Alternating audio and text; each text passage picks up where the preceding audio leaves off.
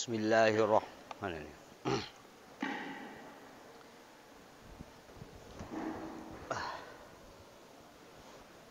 Bismillahirrahmanirrahim. Assalamualaikum warahmatullahi wabarakatuh.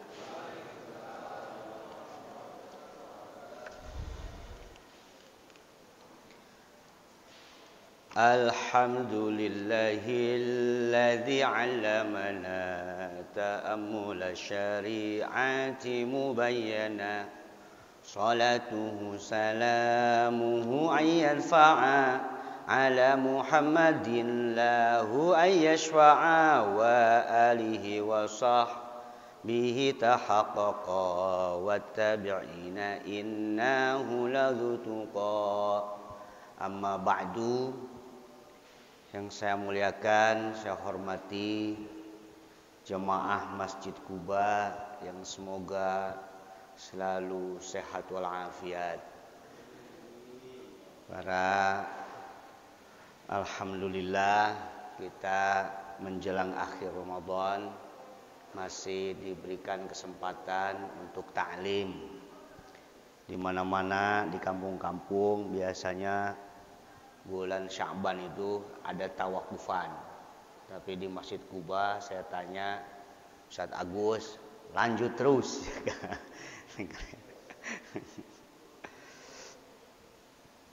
Ya pasnya alhamdulillah. Memang selama Ramadan kita juga di pesantren itu full ya kan. Ngaji kalau ininya pasaran atau kilatan menghatamkan satu kitab. Yang sampai-sampai saya 1 bulan penuh izin ke kampus, tidak ngampus, tidak ngajar. Nah, sekarang kemarin kita membahas tentang puasa, yang makna-makna puasa sudah kita bahas, termasuk pemaknaan Idul Fitri sudah kita bahas. Sekarang masuk kepada pemaknaan atau filosofi zakat.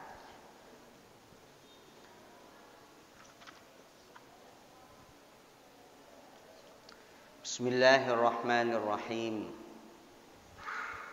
Faslun fi ta'ammulatiz zakah. Fasal ini menjelaskan tentang renungan zakat. Bismillahirrahmanirrahim.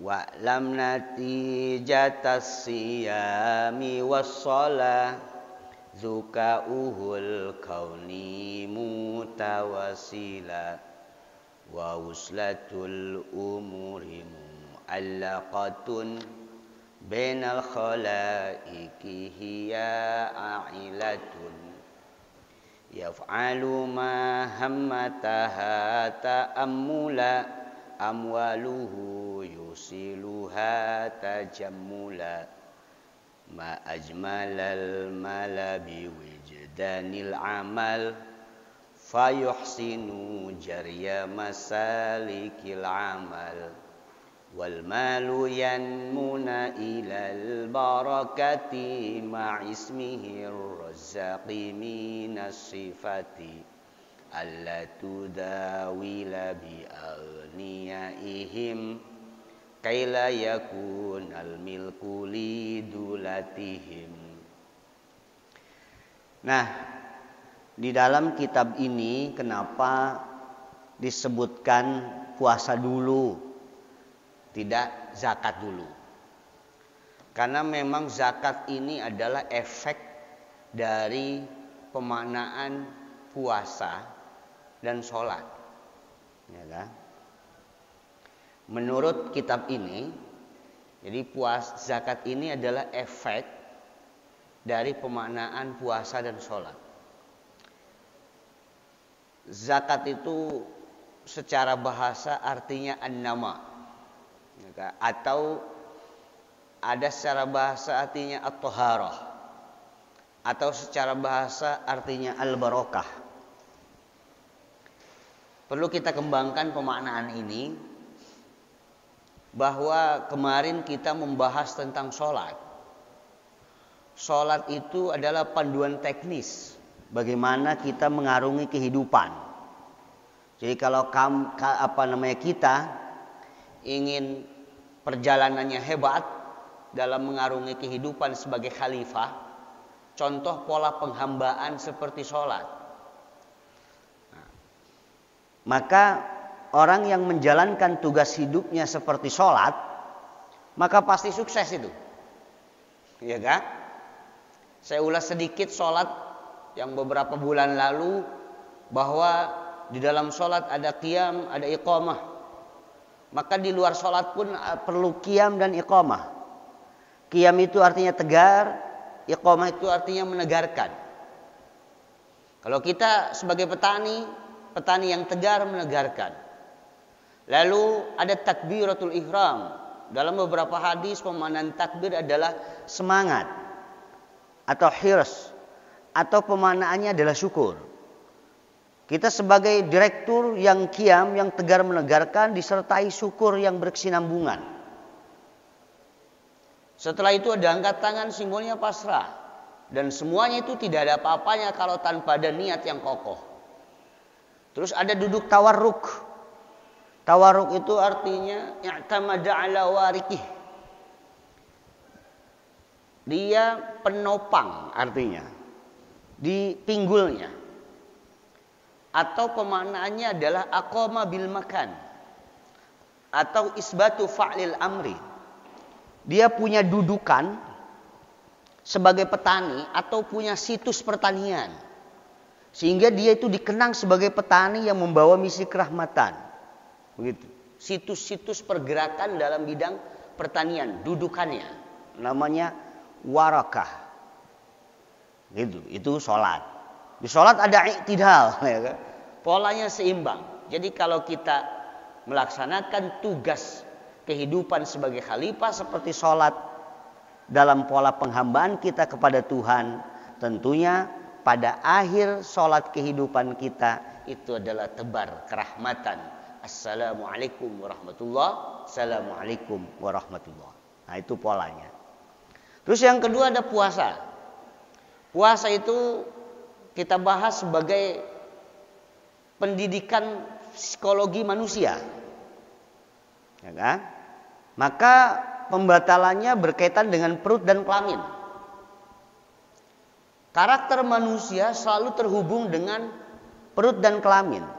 Yang maksud dipuasakan secara hakikat adalah energi yang mendorong perut dan kelamin.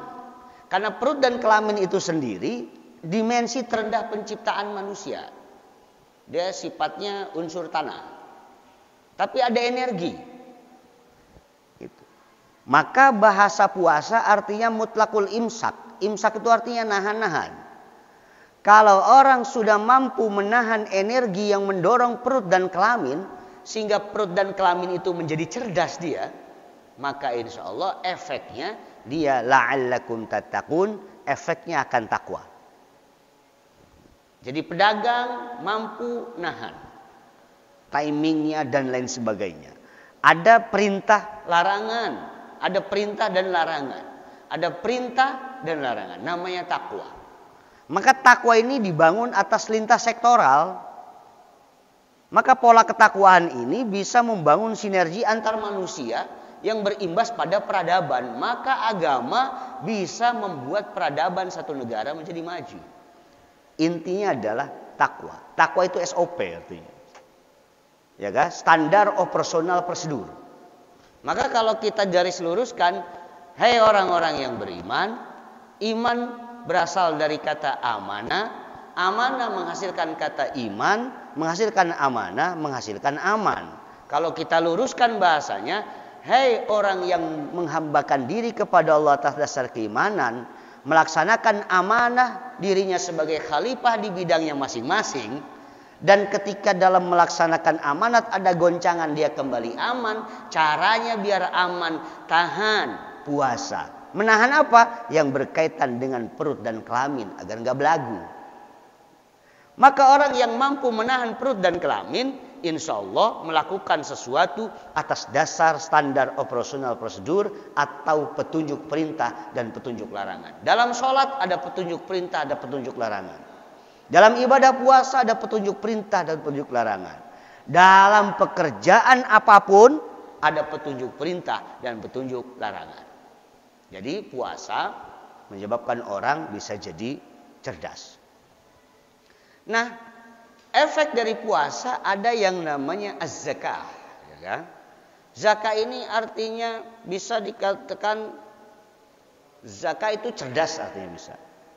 Ya kan? Cerdas. Bisa diartikan artinya an-nama, berkembang. Ada diartikan artinya al-barokah, ya kan? Barokah itu apa namanya? Ziyadatul khair fil umr. Bertambahnya kebagusan dalam laku perjalanan hidupnya. Itu namanya al-barokah. Maka di sini saya tulis wa'lam natijatas siyami wassalah zukauhul kauni mutawasila. Ketahuilah bahwa efek atau hasil dari puasa dan sholat adalah kecerdasan semesta yang terhubung. Nah, adanya zakat ini berkaitan dengan harta. Maka, ya kan, ada bab fikih muamalah. Orang yang bermuamalahnya seperti sholat, melakukan interaksi apapun, dan menjalankan itu dengan pola puasa, maka dia akan menghasilkan efeknya dapat duit, kira-kira begitulah, ya kan? Maka sering saya katakan orang itu nggak ada yang nyari duit, gitu. Di dunia ini nggak ada yang nyari duit, gitu kan? Ada yang nyari duit, duit hilang dicariin, itu nyari duit. Gitu. Maka orang yang kerja di bandara misalnya, itu kerjanya apa? Nyapu tah? Atau misalnya jadi security tah? Efek dari dia muamalah dapat duit gitu. Dia dagang apa? Dagang beras. Efek dari dagang beras dapat duit. Nah, duit itu ketika berkumpul sudah nisab, ya kan? Maka diwajibkan dirinya berzakat. Jadi yang namanya zakat itu bagaikan aliran darah itu kan.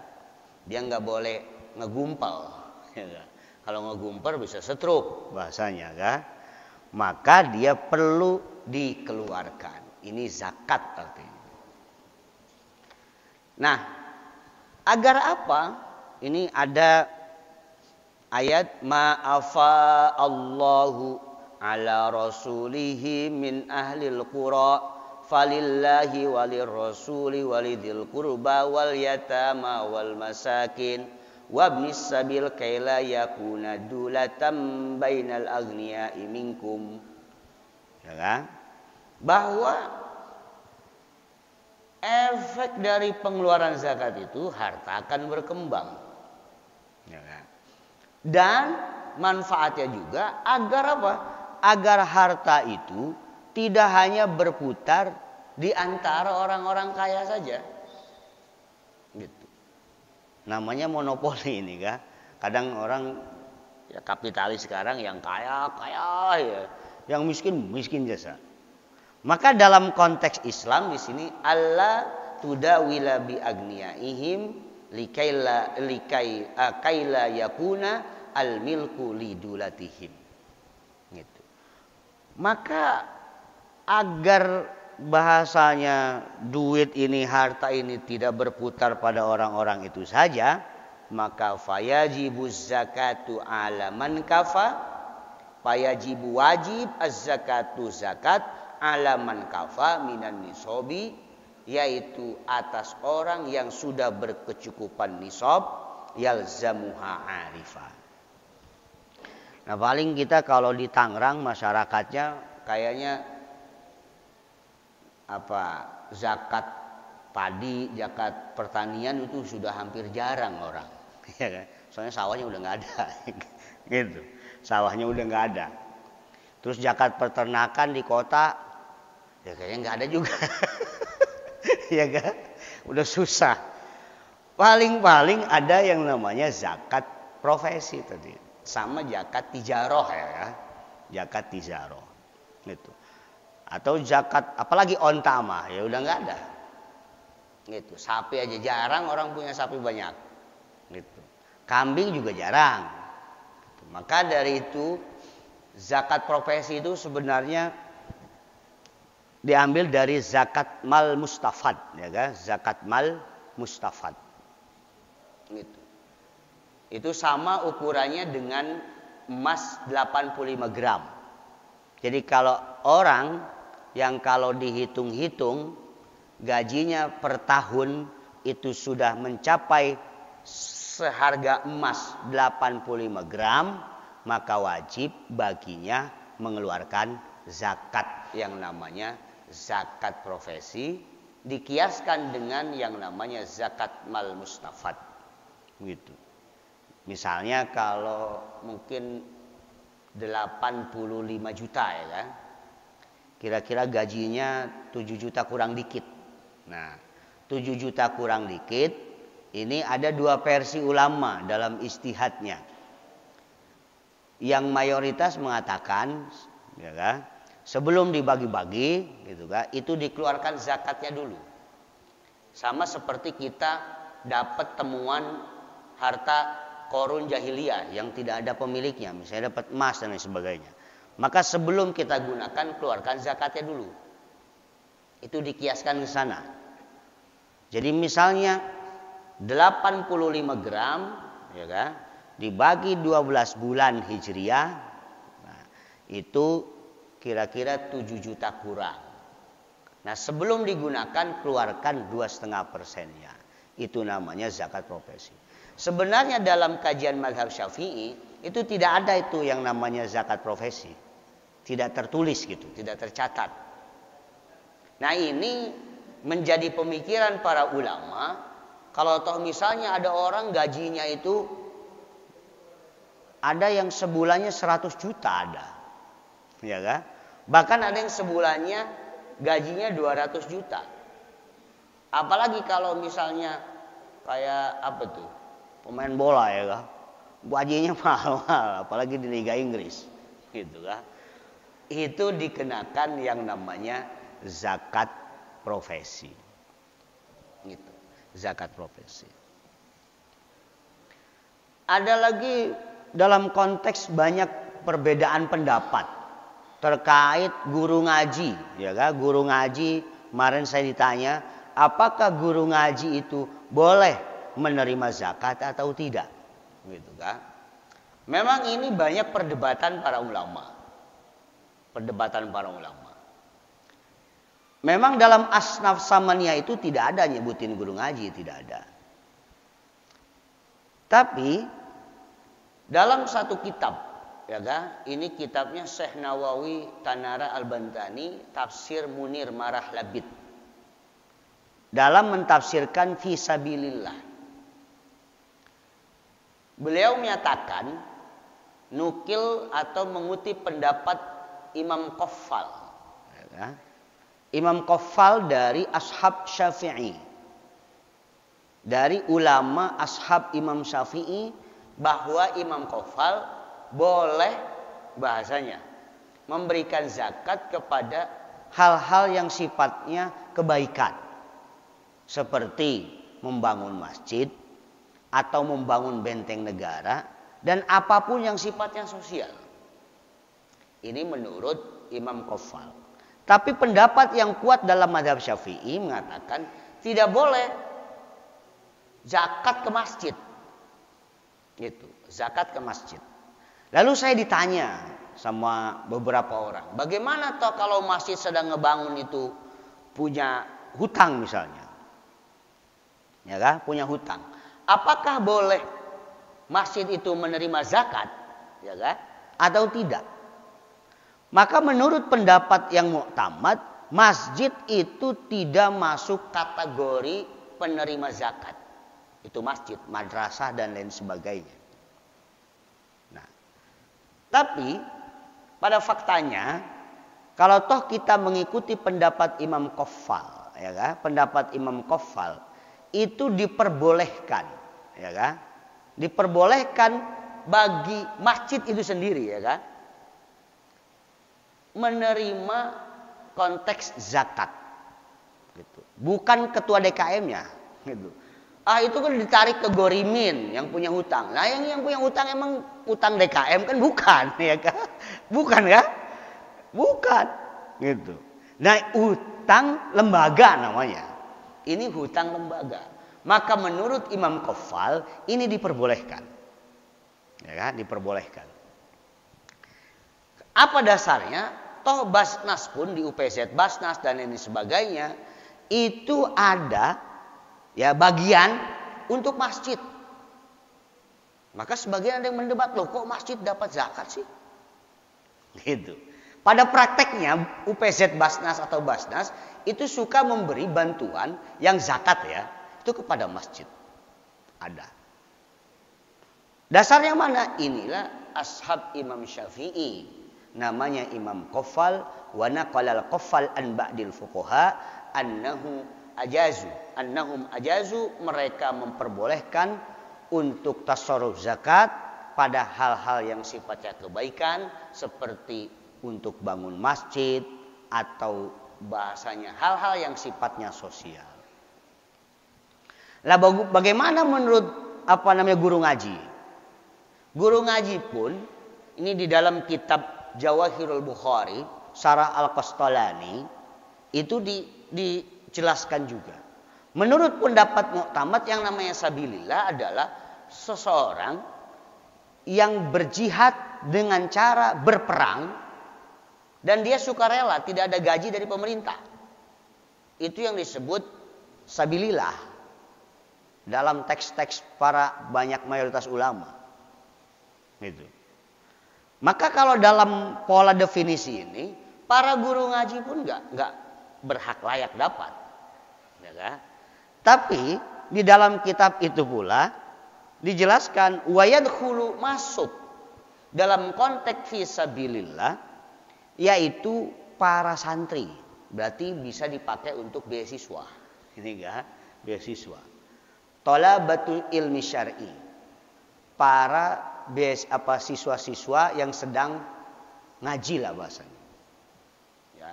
Atau kepada nasirul haq, gitu. Atau nasiruddin, para penolong agama ini, atau para ustadz, para kiai dan lain sebagainya, gitu.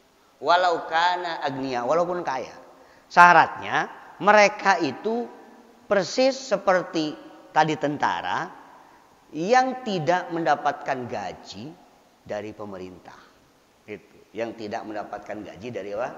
Dari pemerintah. Gitu. Maka di sini banyak yang namanya fikih, ini banyak pendapat. Gitu. Tapi sebaiknya kita mengeluarkan zakat, gitu kan, kepada guru ngaji, apalagi masuk dalam kategori guru ngajinya yang mustahik. Ini malah lebih utama menurut kitab itu. Nah, inilah dalam dinamika pemanaan zakat secara syariat. Tapi intinya apalagi zakat fitrah. Intinya zakat fitrah agar orang di hari raya itu nggak ada umat Islam, umat Nabi Muhammad ini yang nggak punya beras. Maka kewajiban zakat fitrah itu dimulai pas tak maghrib. Ya kan? Pas maghrib, maghrib itu wajibnya. Ketika pas masuk maghrib, dia punya bahan pokok yang lebih untuk dirinya dan keluarganya, maka wajib baginya mengeluarkan zakat fitrah. Bagaimana kalau toh dia pas maghrib itu nggak punya, ada buat dirinya doang, sama buat istri dan anaknya makan besok, maka dia tidak wajib membayar zakat fitrah pada lebaran tahun ini misalnya. Gitu. Terus bagaimana kalau toh misalnya bininya wajib nggak? Nggak wajib. Anaknya nggak wajib. Karena zakat fitrah itu kewajiban suami kepada yang wajib dinafkahi. Gitu. Suami istrinya kan anaknya yang punya Pertamina, ya kan? Sedangkan suaminya miskin, ya kan? Gitu. Istrinya kaya, suaminya miskin. Apakah wajib istrinya itu membayar? Enggak wajib. Enggak wajib. Karena apa? Karena kewajibannya bagi seorang laki-laki, ya kan? Suami dan orang-orang yang wajib dinafkahinya. Nah, istri adalah termasuk orang yang wajib dinafkahi. Terus istrinya zakat mal misalnya. Dia kaya. Istrinya zakat mal, kaya deh. Gitu. Terus suaminya miskin. Apakah boleh tuh bininya bayar zakat, ngezakatin suaminya? Boleh. Boleh. Kenapa? Ya ini masuk dalam kategori mustahik.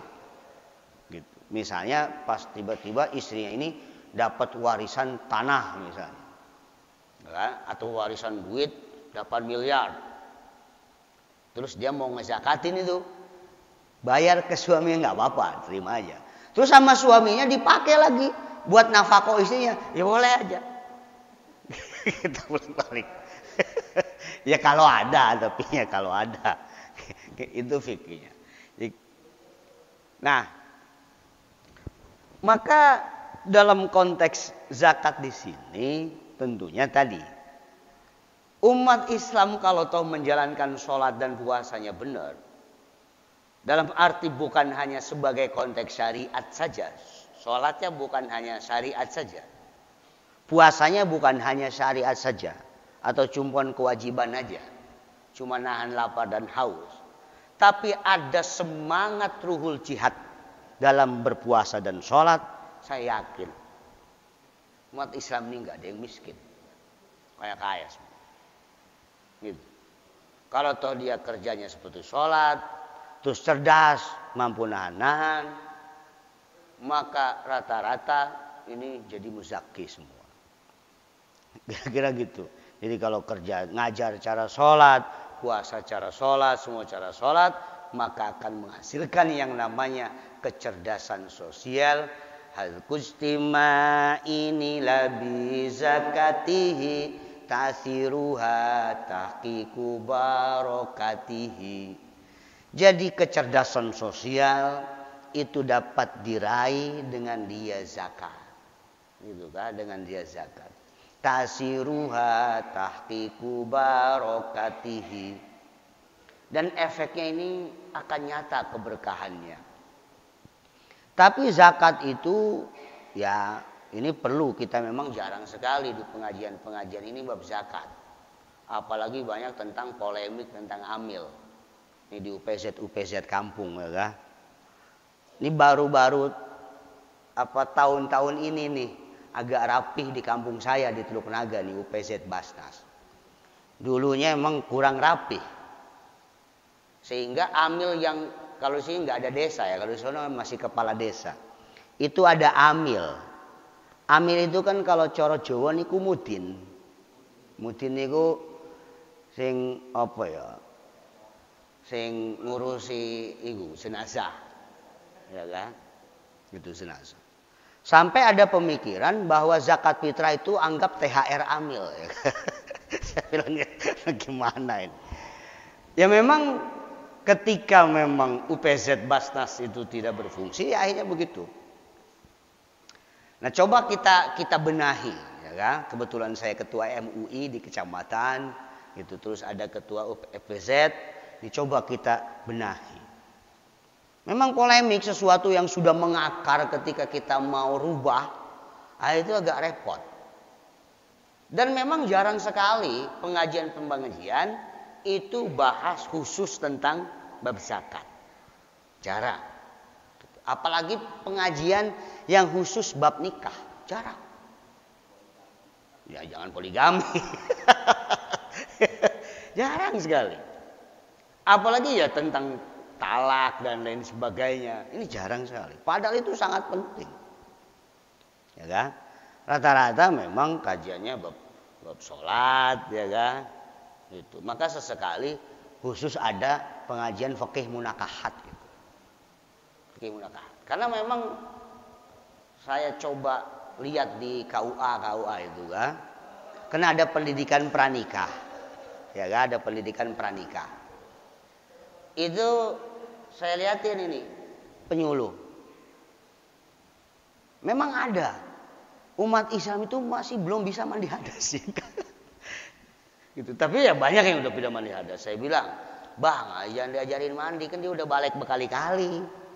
Gitu. Diajarkannya tentang tadi apa-apa saja yang bisa merusak pernikahan. Bab talak lah. Bab tolak gitu. Terutama itu. Maka saya sering pesan kepada mahasiswi saya dan mahasiswa. Kalau kamu habis akad nikah, entah sebulan atau seminggu setelah, silaturahim ke rumah saya. Kenapa? Ini saya mau ngomongin, kadang kan kalau ceramah, nasihat pernikahan, nggak nyampe bab itu. Kalau baru nikah mah nggak perlu diajarin sakinah mawaddah warahmah, udah indah baik. Iya kan? Iya. Maka bahasanya begini, ada kaidah fikih begini. Memulai lebih sulit daripada mengakhiri. Maka memulai nikah itu sulit. Sulit. Sulitnya apa? Bapaknya sibuk. Sampai ke linmas sibuk. Satpam sibuk. Iya kan? Semuanya, encang-encingnya, pamannya, budeknya, semuanya sibuk. Saking sulitnya itu. Ya kan? Maka saking sulitnya, khawatir dia nanti ketangkep polisi, ya kan? Disangka bukan istrinya, wajib ada 2 saksi yang adil, minimal adilnya adil mastur. Adil mastur itu adil yang secara dohir lah. Adil secara dohir. Maka kalau kita punya anak gitu kan, jangan sembarangan milih saksi. Harus yang kelihatannya dia adil, melakukan dosa kecil itu kelihatannya jarang gitu kan. Gitu. Pakainya rapi, kalau main bulu tangkis yang nggak pakai celana pendek lah misalnya, kira-kira begitu. Ya kan? Itu namanya adil mastur. Adil mastur. Gitu. Jadi jangan udah bisa tunjuk-tunjuk ya jangan. Gitu. Ya. Itu adil mastur. Itu saking sulitnya. Maka harus wajib ada 2 saksi yang menjadi rukun. Tapi mengakhiri tidak perlu ada saksi. Karena mengakhiri lebih gampang. Menurut mazhab Syafi'i, mengakhiri pernikahan tidak perlu ada yang namanya apa? Saksi. Misalnya dia lagi diem aja. Gua talak bini gua. Jatuh talak. Gitu. Ya kan? Itu jatuh talak. Ini secara fikih. Walaupun secara pengadilan belum. Ya, tapi secara agama jatuh talak. Nah, kita nikah ini demi negara apa agama judulnya. Gitu. Kalau negara mah ya iyalah. Itu perlu ada sidang. Kira-kira gitu. Nah, maka memang perlu ada pembahasan khusus tentang bab zakat gitu. Tapi memang bab zakat ini fardu ainnya itu ketika memang sudah punya yang dizakatkan. Kalau toh kita masih belum nisab, itu belum fardu ain. Jadi belum wajib baginya belajar fikih zakat. Fardu ainnya ketika dia sudah punya, misalnya kalau fardu ain fikihnya zakat profesi, kalau toh dia sudah mencapai 85 gram emas dalam 1 tahun, gajinya seharga, berarti dia berkewajiban mempelajari fikih zakat yang khusus zakat profesi.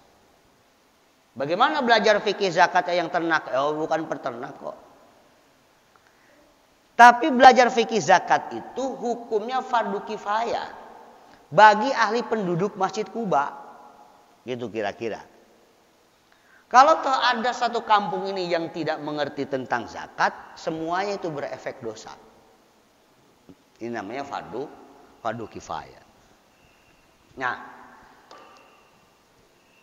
maka masalah-masalah zakat, ahkamaha, haka kutubal fuqaha, hukum-hukum zakat hendaklah kita merujuk kepada ahli-ahli fikih.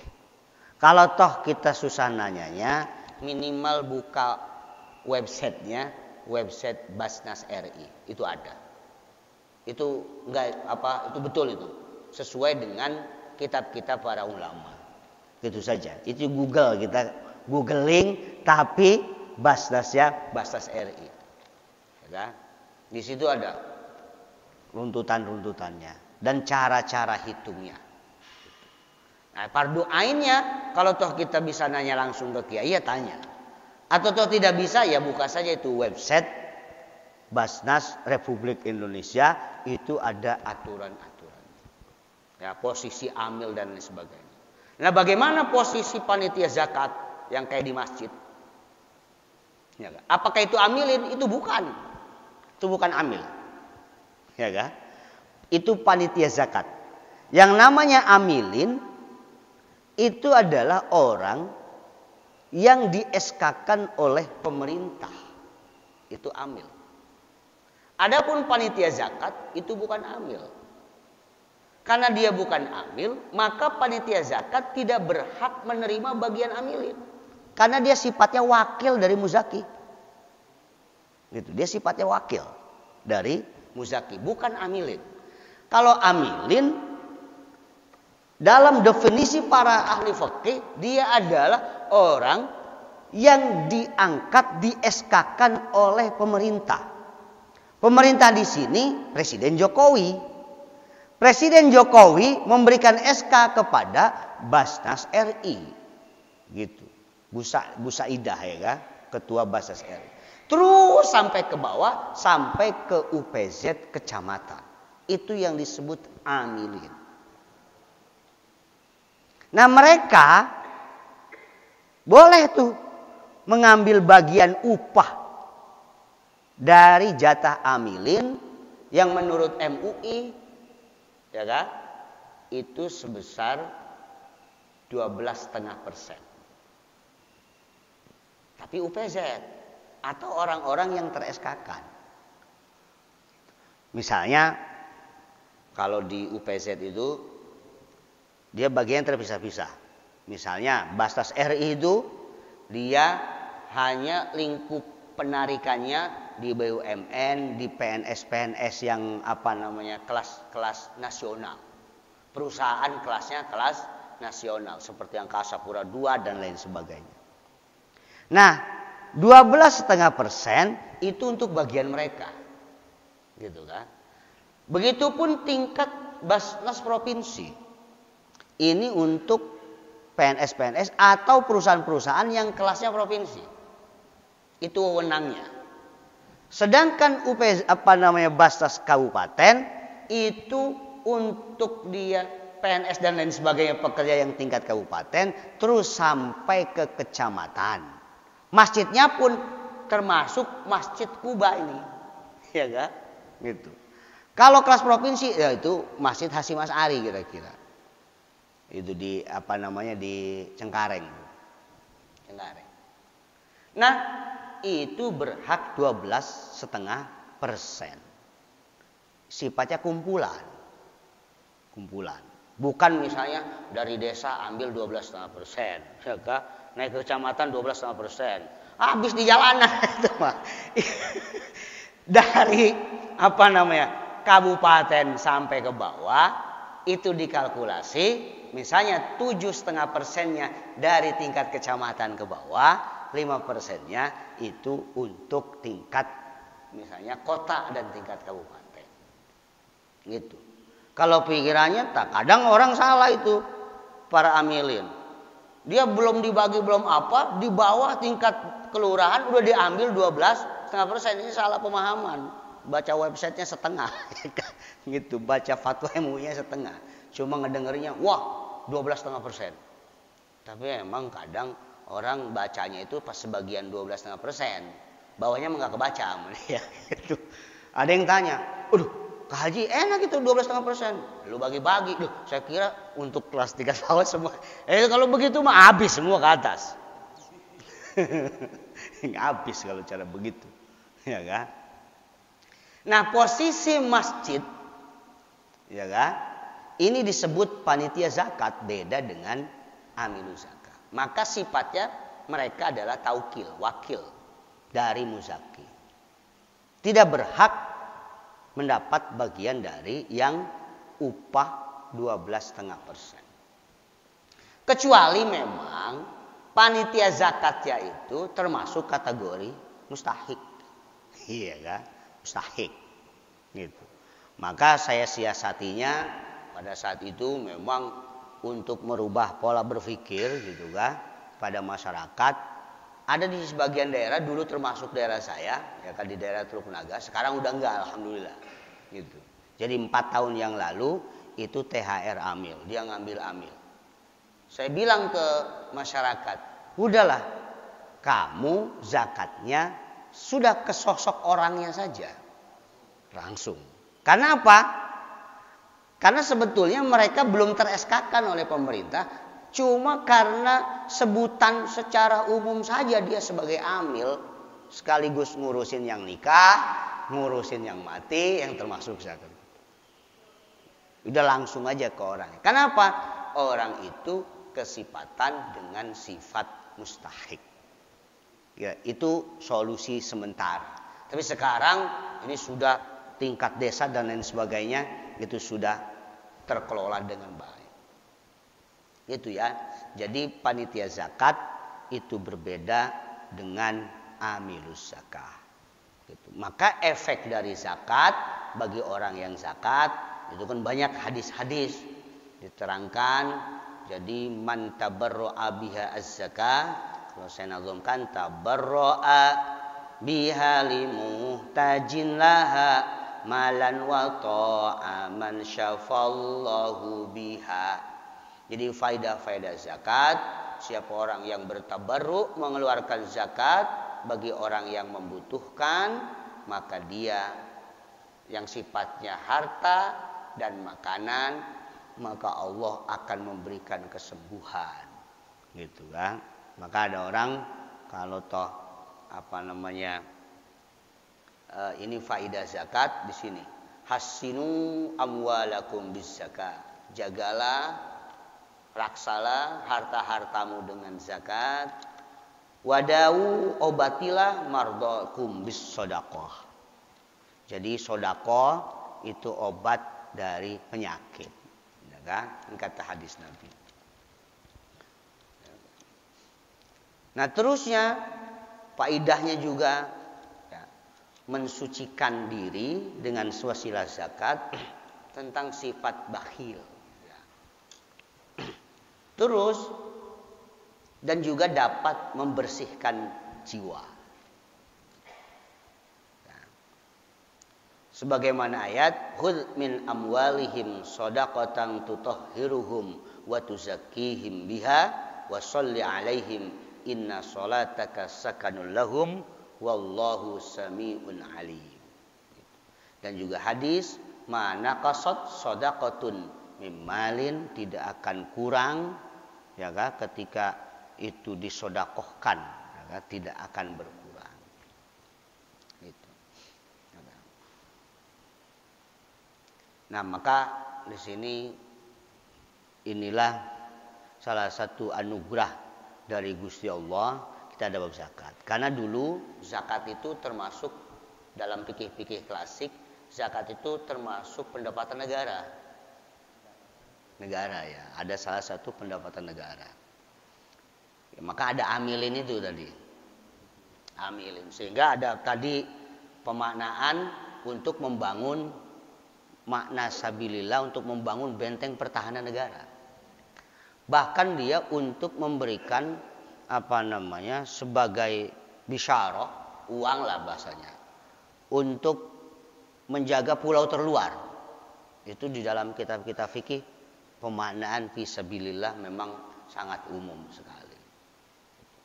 Terus bagi non muslimnya itu ada namanya ad-doman atau al-kharaj. Ya kan? Dia ada zakat namanya juga bagi kafir dhimmi. Kalau dulu namanya kafir dhimmi. Jadi memang rata-rata zaman dulu itu negara berdasarkan agama. Zaman dulu itu negara berdasarkan agama. Maka warga negaranya diklasifikasi berdasarkan agama. Kalau sekarang kan negara berdasarkan bangsa. Maka di kitab-kitab fikih klasik itu banyak pembagian kafir. Nah, pembagian kafir ini jangan dimaknai kafir secara itikadi, ya, secara itikat, tapi kafir sebagai klasifikasi warga negara. Maka ada kafir harobi, ini yang diperangi, ya kan? Ada kafir zimmi, kafir yang memang ikut dia bayar pajak kepada negara. Jadi pajak diri namanya jizyah, pajak harta dia itu namanya itu kharaj. Ya kan? Kita pajak, kalau kita kan untuk diri namanya zakat fitrah, ya kan? Untuk harta namanya zakat mal. Jadi sebenarnya untuk membangun tatanan satu negara ya antara muslim dan non muslim pada saat itu ya semuanya sama posisinya. Nah, maka ada Basul Masail di Nahdlatul Ulama itu bahasanya tentang pembahasan kafir kepada non muslim. Maksudnya di sini kafir yang sifatnya klasifikasi warga negara seperti ulama-ulama dulu. Sekarang warga itu kan tidak diklasifikasi berdasarkan agama. Dulu ada kafir namanya kafir mu'tamin. Ada kafir mu'ahad. Ini klasik itu kan. Ada kafir zimmi, ada kafir harabi. Gitu kan. Ada kafir i'tiqadi, itu mah pokok. Kafir i'tiqadi itu siapapun yang tidak beriman kepada Allah, ya kan? Dan juga tidak mengakui Nabi Muhammad sebagai utusan terakhir, itu disebut kafir. Kafir itu artinya orang tertutupi, ya. Nah, ketutup dia. Itu kafir i'tiqadi, maka maksud qul ya ayyuhal kafirun, itu kafir i'tiqadi. Tapi dalam konteks negara pada saat dulu ada kafir mu'tamin. Kafir yang memang dijaga keselamatannya oleh negara. Seperti misalnya kafir diplomat, ya kan? Yang dia dari negara kafir, ke dulu ada negara Kristen, ya kan? Ini negara Islam. Dia datang, ini perlu dijaga kehormatannya dan juga keselamatannya.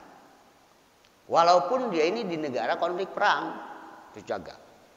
Namanya kafir mu'tamin. Ada kafir mu'ahad.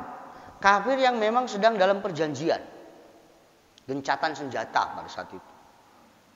Maka kafir mu'ahad ini tidak boleh diperangi. Gitu kan? Tidak boleh diperangi. Bahasanya gencatan senjata, tidak boleh diperangi. Terus ada ayat apa namanya? Faktulul musyrikina iswayatumuhum. Bunuhlah orang-orang musyrik di mana aja ketemu. Ini bahaya ini kalau tidak tahu penafsirannya. Maksudnya itu ketika dia perjanjian tidak akan saling serang, tiba-tiba dari kafir ini nyerang, gitu kan? Maka turunlah ayat, udah hantam, di mana aja ketemu hantam. Kira-kira gitu. Ya. Jangan tiba-tiba misalnya ada orang sewan, agamanya beda, ketika temu tempat saya nggak bisa. Ini yang dijadiin dalil teroris ini. Ini salah penafsiran banyak ya. Itu kafir muahad. Ada kafir harobi dan ada kafir zimmi. Kafir zimmi ini adalah warga negara sah. Gitu. Nah, karena semua itu sudah tidak ada, yang ada cuma hanya kafir i'tiqadi, maka dalam konteks fikih sudah tidak boleh kita mengklasifikasi warga itu berdasarkan agama. Karena fikihnya sekarang berubah. Gitu. Negaranya berdasarkan bangsa. Gitu. Ya kan? Karena di Arab juga kalau mau masuk Mekah enggak ada mamnuun, kan apa namanya gairul muslimin, bukan kafir ya gitu, bukan kafir. Nah, saya kira itu pemanaan dari zakat yang sifatnya kita sebagai umat muslim ya kan, ini saling apa namanya al muslim akhul muslim la yadhlimuhu ya kan, muslim itu saling membantu satu sama lain. Ada di sini man salaka tariqan yaltamisu fihi ilman sahalallahu lahu bihi tariqan ilal jannah. Sebelumnya, sebelum hadis yang ditulis di situ tuh tadi saya baca ya kan, wallahu fi aunil abdi maka nal abdu fi auni akhi. Allah itu dalam apa namanya dalam menolong hambanya selama hamba itu menolong saudaranya. Jadi zakat ini efeknya sangat luar biasa dan perlu juga sosialisasi yang masif kepada masyarakat semuanya. Jangan lupa zakat, apalagi besok waktu wajibnya zakat fitrah. Kalau toh nggak punya duit pada saat itu udah pakai buat lebaran aja, nggak usah zakat ya. Kalau emang nggak ada lebihan, kira-kira gitu. Terima kasih. Wallahul muwaffiq ila aqwamit thoriq.